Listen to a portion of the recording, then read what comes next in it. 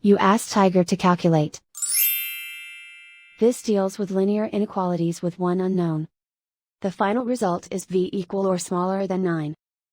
Let's solve it step by step. Swap sides.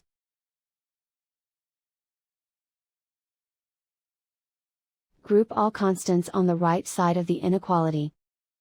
Add 17 to both sides.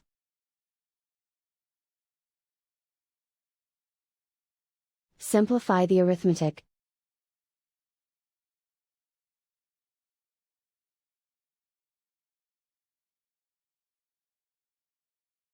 Isolate the v. Divide both sides by 3.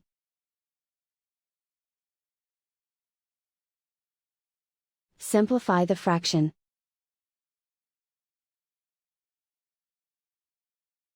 Find the greatest common factor of the numerator and denominator.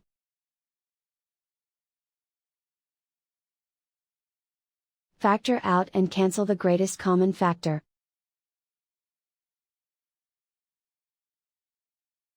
Plot the solution on a coordinate grid.